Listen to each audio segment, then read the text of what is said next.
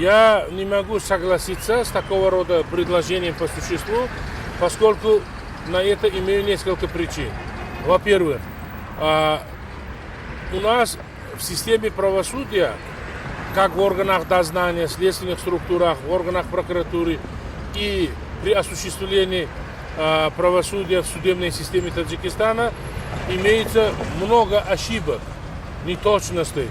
Порою из-за низкого уровня профессиональной подготовленности сотрудников соответствующих структур в правоохранительных органах и с учетом отсутствия их независимости в условиях Таджикистана много субъективных моментов встречаются.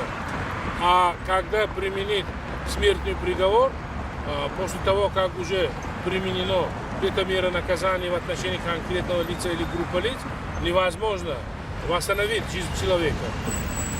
Во-вторых, это один из минимальных достижений, когда как положительные явления в отношении Таджикистана и его политическое руководство отмечается со стороны международных структур.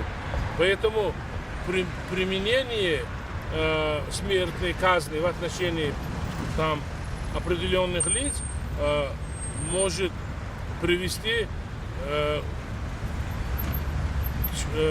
к уменьшению международной репутации Таджикистана или отрицательно влияет на его авторитет.